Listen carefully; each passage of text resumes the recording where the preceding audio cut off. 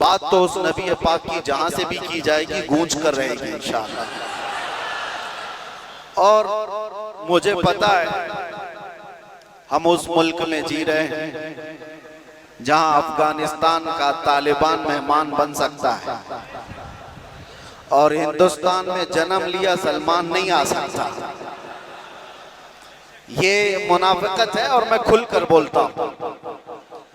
वैसे मुझे बयान शुरू होने से पहले ही मस्जिद के आपके सदर साहब ने कान में कहा आपके ऊपर कोई पाबंदी यहाँ पर नहीं है, आप जो चाहे जितना चाहे बोल सकते हैं।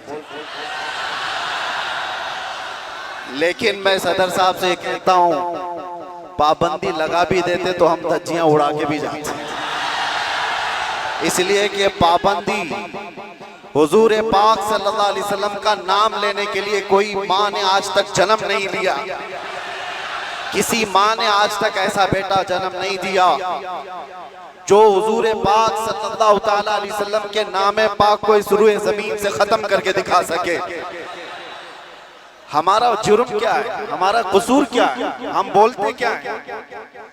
हम बात सिर्फ मेरे मुस्तफा करीम सल्लल्लाहु अलैहि वसल्लम की करते हैं। और अगर ये हुजूर पाक सल्लल्लाहु अलैहि वसल्लम के नाम और उनके नामूस की बात करना जुर्म है तो हर बार करेंगे, हर बार करेंगे, 100 बार करेंगे और वक्त आए तो सरेदार करेंगे।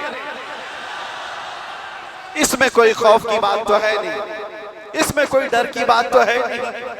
जब हमने ये कह दिया है या रसूल अल्लाह ये दिल भी तुम्हारा ये जान भी तुम्हारी, हम आए यहाँ तुम्हारे लिए और उठे भी वहां, जब सब उनके लिए है तो फिर डर किस बात का? खौफ न रख रजा जरा तू तो है अब्दे मुस्तफा, तेरे लिए अमान है, तेरे लिए अमान है। बेंगलुरु के गयूर नौजवानों को मैं कुछ बातों से बेदार करना चाहता हूँ। तुम्हारी एनर्जी, तुम्हारी ताकत खामखा जाया नहीं होनी चाहिए। सड़कों पर बर्बाद किए जाने के लिए तुम्हें ताकत नहीं दी गई। अल्लाह ने तुम्हें जो ताकत और एनर्जी दिया है, जो तुम्हें पावर दिया है, वो नशे के अड्डों पर बर्बाद करने के लिए नहीं और ना ही गलियों कूचों पर रात भर गुजारने के लिए और ना ही बेमहल और बेवक्त एहतजाजात करके अपने आप को जोखिम में डालने के लिए। तुम्हारी एनर्जी और तुम्हारी ताकत एक एक पल किस चीज के लिए दी गई है आपको पता है? जिंदगी ये नहीं है किसी की किसी के लिए, जिंदगी है नबी की नबी के लिए। और ना समझ मरते हैं जिंदगी के लिए और जीना मरना है सब कुछ नबी के लिए। तुम्हारी जिंदगियां इतनी सस्ती नहीं है, तुम्हारी जिंदगियां इतनी हल्की नहीं है कि कोई चोर उचक्का हाँकता हुआ तुम्हें किसी भी तरह से लेकर चला जाए और अपने अपने मकासद का निशाना बनाए। ऐ नौजवानों, जिस दौर में आप जी रहे हो होश व हवास के साथ जियो, कानूनी मामलात और उसकी पेचीदगियों को समझो। दुश्मन किस अंदाज से तुम्हें वार कर रहा है इस चीज को महसूस करो।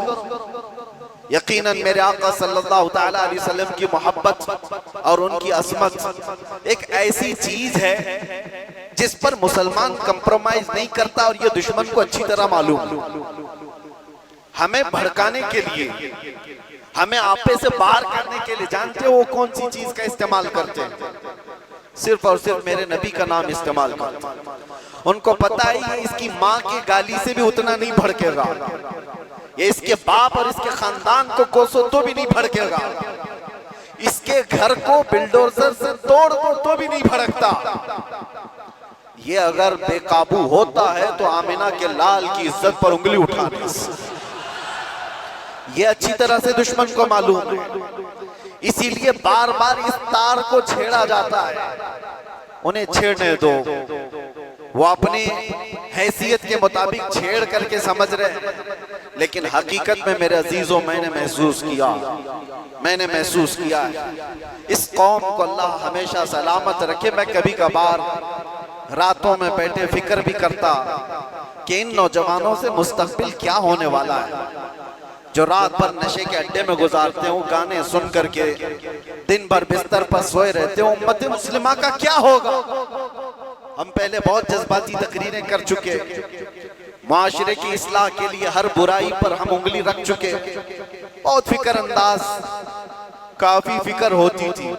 लेकिन मैंने देखा ये वो नौजवान जो नशा में मेरे साथ जेल की कैद काटे हुए नौजवानों को भी जानता हूं, जो हर तरह का नशा करके आए हुए थे, एडिक्ट थे, और कोई 10 साल से, कोई 15 साल से, कोई 20 साल से, और सारी कड़ियां जोड़ करके मैं आकर के देखता हूं कौन है जो इन्हें नशा पर उभारता है, कौन इनकी गलियों में नशा बेचता है, कौन सप्लायर है, कौन उभारता है, कौन पहुंचाता है।